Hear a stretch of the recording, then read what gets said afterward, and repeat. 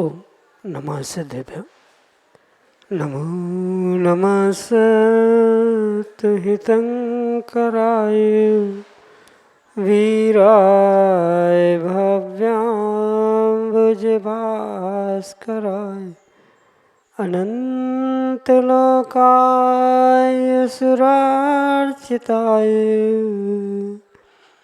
देवादिदेवाय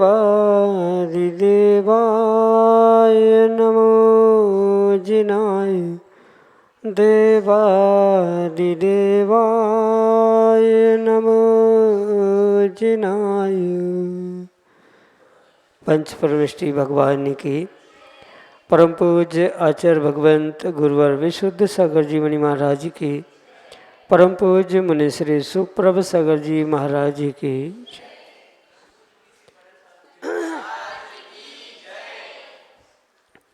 समीचीन विकल्पों का सम्यक समाधान, सम्यक ज्ञान की वही अनूठी विधा जिसके माध्यम से हम सभी प्रतिदिन अपने मन के विकल्प का सम्यक रूप से समाधान प्राप्त करके और अपने मन को निर्विकल्प बनाने का पुरुषार्थ करते हैं, क्योंकि मन की निर्विकल्पता ही आत्मा का वास्तविक सुख है। ऐसे आत्मकल्याण की अनूठी विधा समीचीन विकल्पों का सम्यक समाधान जो कि हम सभी आगम के परिप्रेक्ष्य में परम पूज्य मनुश्री के मुखारबिंदु से प्रतिदिन प्राप्त करते हैं। प्रारंभ करते हैं आज का सम्यक समाधान। और आज के पहले विकल्प के लिए आष्टा मध्य प्रदेश से श्रीमती चंदा जैन, डॉक्टर मगन जैन महाराज श्री के श्री चरणों में बारंबार नमोस्तु निवेदित करते हुए अपना समीचीन विकल्प रख रहे हैं कि महाराज श्री मनुष्य के औदारिक शरीर में ऐसी कौन सी विशेषता है जिसके कारण वह अन्य शरीर की अपेक्षा संयम धारण करने में सफल रहता है, जबकि व्यक्रियक शरीरधारी देव असफल होते हैं। हमारे समीचीन विकल्प का सम्यक समाधान करने की अनुकंपा करें। नमोस्तु महाराज जी, नमोस्तु। ओम नमः सिद्धम। परम पूज्य आचार्य भगवान गुरुवर विशुद्ध सागर जी महाराज की, परम पूज्य मुनि श्री सुप्रभ सागर जी महाराज की जय। मनुष्य अपने जीवन में जो सर्वोत्कृष्ट संयम धारण करता है वह ना कि औदारिक शरीर की अपेक्षा से करता है, अपितु उस मनुष्य गति के निमित्त से प्राप्त नियोग के ही कारण से प्राप्त करता। अगर औदारिक शरीर धारण करने के कारण से मनुष्यों के संयम की पुष्टि की जाए या मनुष्यों के संयम को प्राप्त करने के लिए ये औदारिक शरीर कारण माना जाए तो औदारिक शरीर तिर्यंसों के पास भी होता है, पर तिर्यंसों के पास सकल संयम नहीं होता। ये गति विशेष के कारण से ही ये विशेषता स्वीकार की जाती है नियोग के रूप में कि मनुष्य गति में ही ये औदारिक शरीर सकल संयम के लिए निमित्त बनता है, तिर्यंस आदि गति में नहीं बनता। तिर्यंस गति में भले ही एकदेश संयम स्वीकार किया जाता है, पर वह औदारिक शरीर है इसलिए संयम नहीं है। अगर औदारिक शरीर प्राप्त होने से संयम की पुष्टि या संयम की उत्पत्ति स्वीकार की जाएगी तो जितनों के पास औदारिक शरीर है उन सबको संयम धारण करना चाहिए, जबकि ऐसा देखने में नहीं आता। सभी मनुष्य के पास संयम नहीं होता, सभी तिर्यंसों के पास भी एक देश संयम नहीं होता। किन्हीं जीवों के पास ही जब ये संयम है तो ये मात्र औदारिक शरीर के कारण से प्रकट हुआ संयम नहीं, अपितु शक्ति के रूप में ये अवश्य स्वीकार किया जा सकता है कि हाँ, औदारिक शरीरधारी के पास संयम की, सकल संयम की या एक देश संयम की शक्ति हो सकती है, यहाँ तक तो स्वीकार किया जा सकता है।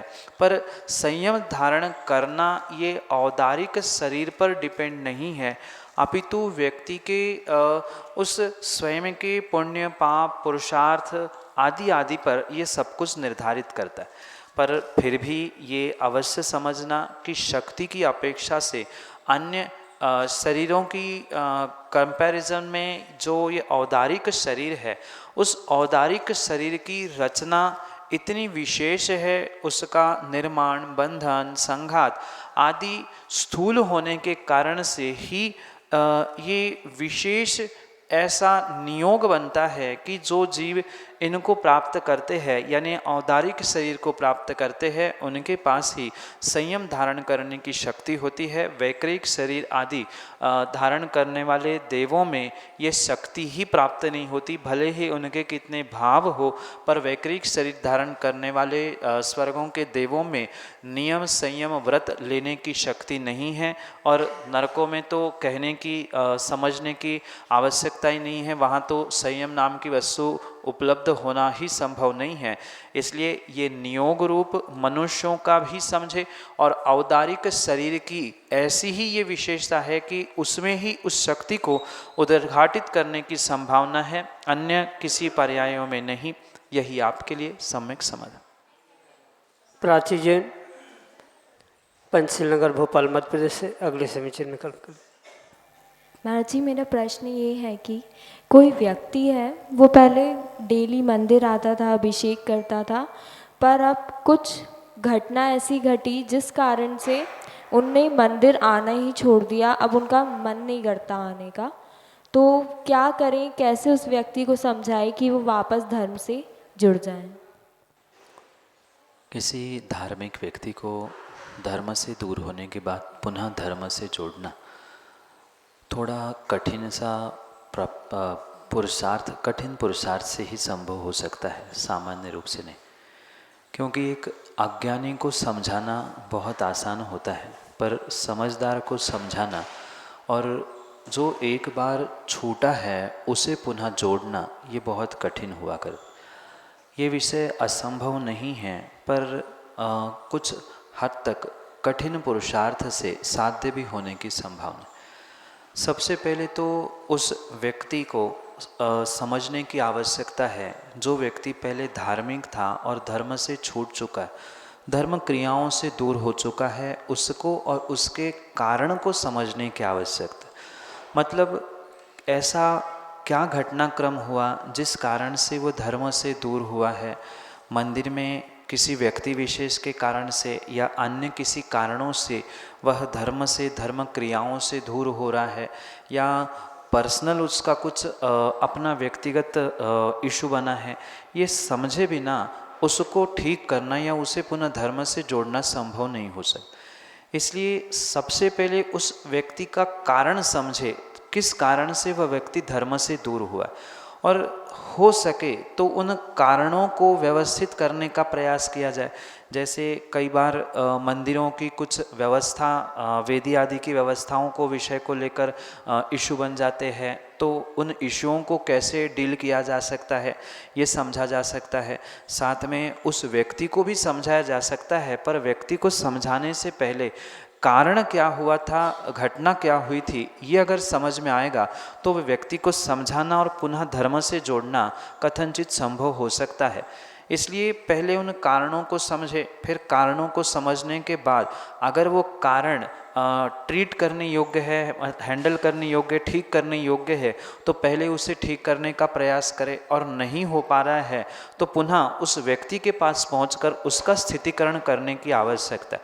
क्योंकि मात्र चर्चा करने से, इन विषयों का इशू बनाने से काम नहीं होगा कि ये काम नहीं करता, ये नहीं आ रहा है, ऐसा कहने और सोचने से काम नहीं होगा। क्योंकि सबका अपना कोई ना कोई पर्सनल पॉइंट ऑफ व्यू होता है जिसको लेकर बहुत सारे इशू बनते हैं। तो पहले उसे समझे, उस व्यक्ति को व्यक्तिगत रूप से समझाने का, स्थितिकरण करने का प्रयास करें।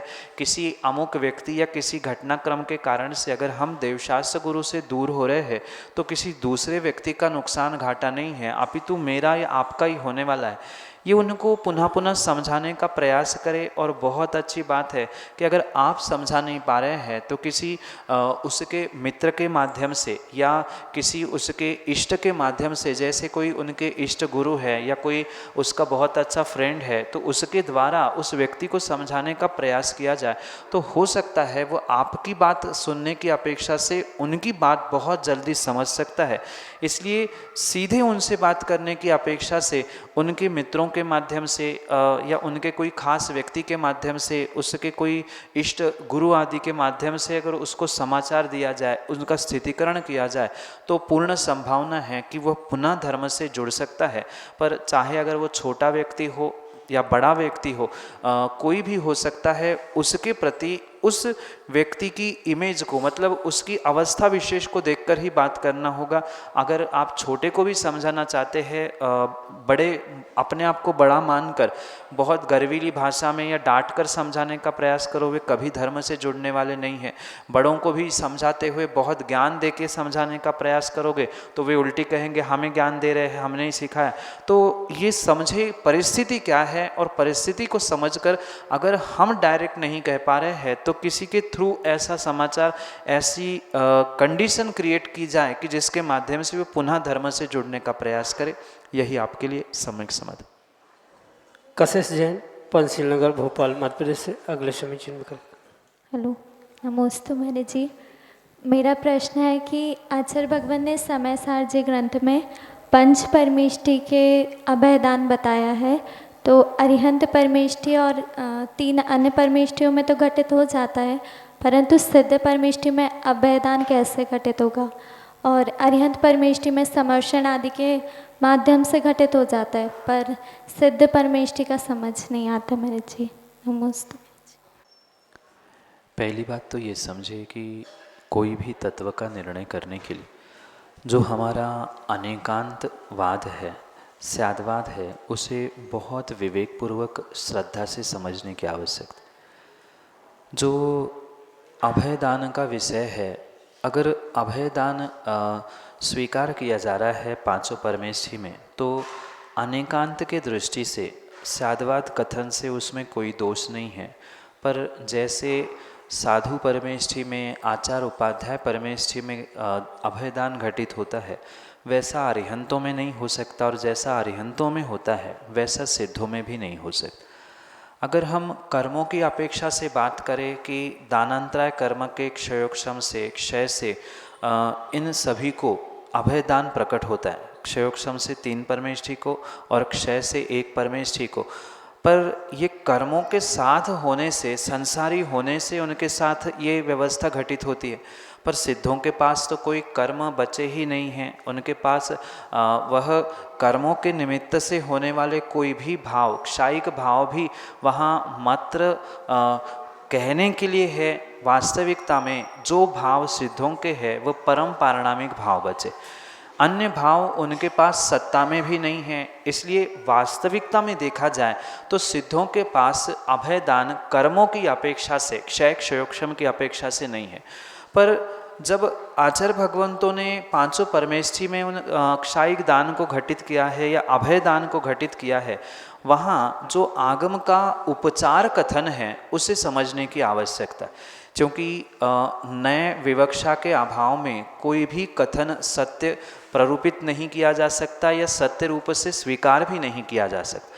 इसलिए सबसे पहले ये स्वीकार करें कि जो नए विवक्षा है, नयों की अपेक्षा से सिद्ध परमेष्ठि में भी अभयदान स्वीकार किया जा सकता है। क्योंकि जितने सिद्ध बने हैं वे पहले कभी न कभी अरिहंत थे। आचार उपाध्याय साधु इन परमेष्ठि पदों को उन्होंने प्राप्त किया था। तो भूत प्रज्ञापन्न की अपेक्षा से वही सिद्ध जो पूर्व अवस्था में अरिहंत थे वे ही आज सिद्ध है। इसलिए उस भूत प्रज्ञापन्न की अपेक्षा से भी सिद्धों में अभयदान घटित किया जा सकता है। व्यवहारिकता की अपेक्षा से 3 लोक के वे स्वामी स्वीकार किए जाते हैं। तीनों लोगों के लिए श्रद्धा का स्थान है, तीनों लोगों के लिए एक श्रेष्ठतम पूज्यता का स्थान है जिसे स्वामी नाथ के रूप में स्वीकार किया जा सकता है। तो अगर हम किसी को स्वामी मान रहे हैं तो स्वाभाविक बात है कि वो हमारे लिए कुछ दे रहे होंगे। तो देने की अपेक्षा से उन्हें भी हम अभयदान दे रहे हैं ऐसा उपचार कथन स्वीकार करना होगा। जो मुख्य नहीं होने पर भी मात्र व्यवस्था बनाने के लिए कार्य किया जाता है उसे उपचार कहा जाता है। मुख्य भावे सति प्रयोजन निमित्तः चोपचारा प्रवर्तते। इस प्रकार से सूत्र देते हुए आचार्य भगवान ने समझाया कि जब मुख्य नहीं है तब जब हमारे कार्य की सिद्धि करने के लिए जो हम कथन करते हैं उसे उपचार कहा जाता है। बिल्कुल ऐसे ही सिद्ध परमेष्ठी में हम उपचार से, भूत प्रज्ञापन नय की अपेक्षा से, व्यवहार नय की अपेक्षा से, क्योंकि व्यवहार नय की भी बहुत सारे भेद आचार्यों ने कहे हैं, सद्भूत, असद्भूत, उपचरित, विजातीय आदि आदि। तो कहीं न कहीं इन व्यवहार नयों का आलंबन लेते हुए मात्र हमें विषय को घटित करना होगा। कर्मों के क्षय क्षयोक्षम से सिद्धों के पास कोई अभयदान नहीं है, पर इन विवक्षाओं की अपेक्षा से सिद्ध भगवान में भी हम अभयदान घटित कर सकते हैं। यही आपके लिए सम्यक समाधान। श्रीमती मोहिनी जैन, पंसील नगर, भोपाल, मध्य प्रदेश से। नमोस्तु महाराज जी, मेरा प्रश्न है कि जो आदतें होती हैं कुछ अच्छी भी होती हैं, कुछ बुरी भी होती हैं, तो जो बुरी आदतें हैं उन्हें कैसे त्यागा जाए, कैसे छोड़ा जाए, इसके लिए हमें मतलब धर्म के उससे मतलब क्या करना चाहिए? अपनी अच्छी बुरी आदतों को अच्छी बुरी आदतें समझना, ये सबसे बड़ी पहली बहुत आवश्यक बात है। क्योंकि बहुत सारे लोगों को, बहुत सारे व्यक्तियों को हमारी आदत बुरी है ये समझने का या सुनने का विवेक ही नहीं रहता, जिस कारण से वह अपनी बुरी आदतों में सुधार नहीं ला सकता। ये बहुत अच्छी बात है, किसी व्यक्ति को अपनी बुरी आदत पता है और वो उसे छोड़ने का विचार कर रहा। जब तक उसे बोध ही नहीं है कि मेरी आदत बुरी कौन सी है, अच्छी कौन सी है, तब तक वो छोड़ने का विचार नहीं करेगा। और जब तक विचार नहीं करता है तब तक उसमें सुधार होने की या बुरी आदत छूटने की संभावना नहीं हो सकती। इसलिए पहले जब ये निर्णय हो जाए कि ये आदत बुरी है, ये आदत अच्छी है, तो ऐसे समय पे उस बुरी आदतों को छोड़ने के लिए हमें अपनी अच्छी आदतों को पुनः पुनः रिपीट करने की, रिवाइज करने की आवश्यकता है। क्योंकि इंसान आदतों का गुलाम होता है, ऐसा कहा जाता है। जैसे उसे आदत लगती है वैसा ही वैसा उसमें उसे आनंद आता है और वैसा ही वैसा वो कार्य करते हुए पुनः उसी में लीन हो जाता है। इसलिए सबसे पहले वो पुरुषार्थ करे कि अपने अच्छी बुरी आदतों की पहचान होते ही वह अपने बुरी आदतों को कम करने के लिए पहले अच्छी आदतों को बढ़ाने का प्रयास करे। आप ये सोचे कि कोई व्यक्ति एक क्षण में अपनी पूरी आदतों को सुधार ले या बुरी आदतों को छोड़ दे, अच्छी कर ले, तो कुछ मिनटों में, कुछ दिनों में ये संभव नहीं है। पुरुषार्थ धीरे धीरे करना होगा कि आज अगर हमारे पास 20 बुरी आदतें हैं तो हम कुछ दिनों में 19, 18 करते करते एक एक बुरी आदत को अलग करने का प्रयास करें। कोई सोचे कि हम एक साथ बुरी आदतें छोड़ दें तो ये तो संभव हो नहीं सकता। एक एक आदत जो हमें लग रही है कि ये सबसे बुरी है, सबसे खराब है, सबसे पहले उस पर पुरुषार्थ किया जाए। उसके अपोजिट जो अच्छी आदत हमें समझ में आ रही है, नहीं भी हो तो उसके प्रति हम पुरुषार्थ करें, प्राप्त करने का प्रयास करें। ये भी संभव है कि एक बुरी आदत निकालने के लिए कई दिन, कई महीने भी निकल सकते हैं, पर पुरुषार्थ करने से वो भी संभव हो सकता है। इसलिए पुरुषार्थ करते रहे, अपनी आदतों को पहचानें, अपनी आदतों में सुधार करने के लिए स्वयं को ही स्वयं से पुरुषार्थ करना होगा। दूसरे किसी के कहने से या भगवान के सामने बैठने से, जाप आदि करने से उसमें सुधार नहीं होगा। निर्णय स्वयं करें और स्वयं में ही धीरे धीरे सही, एक एक बूंद सही, पर पुरुषार्थ उतना उतना प्रतिदिन करने से आपकी बुरी आदतें अवश्य ही दूर हो सकती है। इसलिए समझे, निर्णय करें और स्वयं पुरुषार्थ करें, क्रम क्रम से करें, क्रम क्रम से आपको फल भी मिलेगा। यही आपके लिए सम्यक समाधान। पंसील नगर, भोपाल, मध्य प्रदेश से श्रीमती उषा जैन, अगले समीक्षण विकल्प। महाराज जी, जैसे अपन कोई व्रत करते हैं, कोई कारणवश अपन से छूट जाए, या उसका प्रायश्चित क्या लेना चाहिए, या कोई जाप वगैरह क्या निर्णय हो?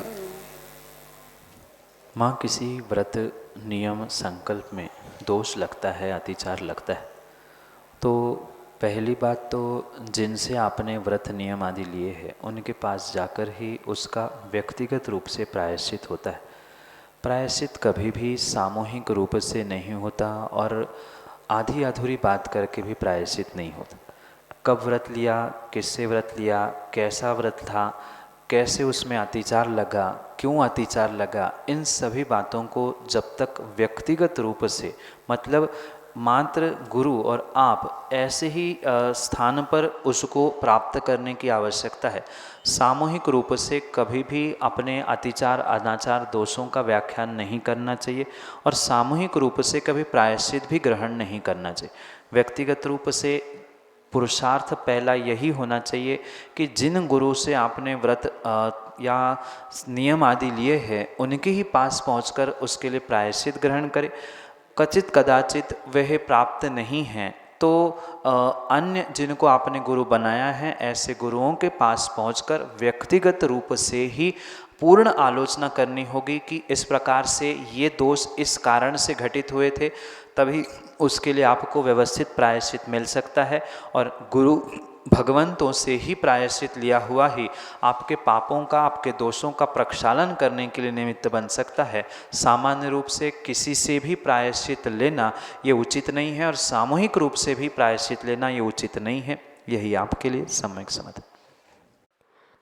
पंचशील नगर भोपाल मध्य प्रदेश से संजय जैन अगले समीचन में कल्प करें। नमोस्तु गुरुदेव।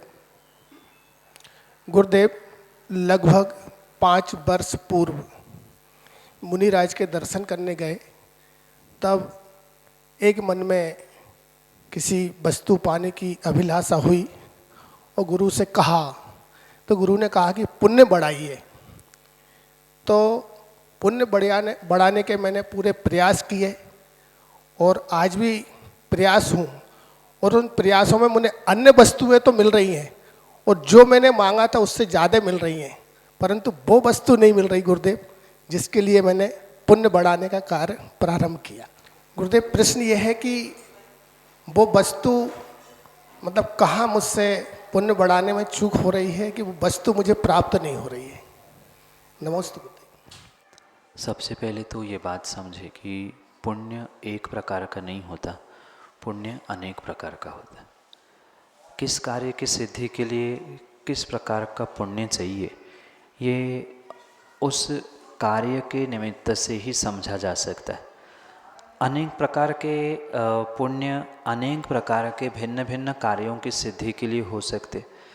जैसे एक ही प्रकार का पुण्य आप बढ़ा रहे हैं तो उससे जो सिद्ध होने वाला है वो शायद आपको सिद्ध हो रहा है, पर जिस कार्य की भावना लेकर आप निर्ग्रंथ गुरु के चरणों में पहुँचे थे, शायद वैसा पुरुषार्थ या वैसा पुण्य जो उस कार्य की सिद्धि के लिए आवश्यक है वह शायद अभी आप वहाँ तक पहुँच ही नहीं पाए, या कार्य क्या है या उसके लिए आवश्यक पुण्य क्या है ये भी आप पहचान नहीं पा रहे हैं। इसलिए पुण्य तो बढ़ रहा है, अन्य वस्तुओं की प्राप्ति तो हो रही है, पर जिस कार्य के लिए आप पुण्य बढ़ाना चाहते हैं उस कार्य से रिलेटेड जो पुण्य है उसको शायद आप प्राप्त नहीं कर पा रहे हैं या समझ नहीं पा रहे हैं, इसलिए उस कार्य की सिद्धि को आप पूर्णता से प्राप्त नहीं कर पा रहे। क्योंकि मैंने जैसे पहले भी कहा कि एक प्रकार का ही पुण्य नहीं, पुण्य शब्द तो एक है पर नाना प्रकार के पुण्य होते हैं, अनेक प्रकार की कर्म प्रकृतियां हैं।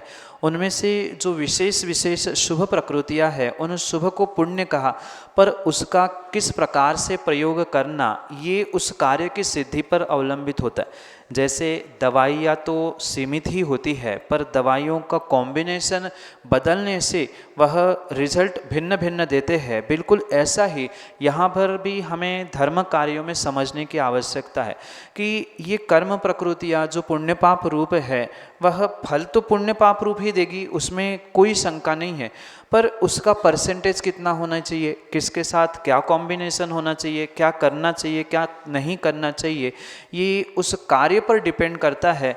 तो वह कार्य क्या है पहले आप समझे, या जिन गुरुओं के चरणों में आपने भावना भाई थी प्रत्यक्ष उनके पास ही पहुंचकर आप उसका रिजल्ट पूछे, या उस कार्य के लिए आप भावना भाई कि हम इस प्रकार का तो पुण्य कर रहे हैं, ऐसा पुरुषार्थ तो कर रहे हैं, पर इस कार्य की सिद्धि के लिए हमें और क्या पुरुषार्थ करना होगा, किस प्रकार का पुरुषार्थ करने से मैं इस कार्य में सफल हो पाऊंगा आदि व्यक्तिगत रूप से आप पूछेंगे तो उसके लिए हो सकता है गुरु से मार्गदर्शन प्राप्त हो सकता है, और गुरु का मार्गदर्शन प्राप्त करते हुए आप उसमें विशेष विशेष और पुरुषार्थ करें जिसके माध्यम से आपको आपके कार्य में सफलता प्राप्त हो। यही आपके लिए सम्यक समाधान।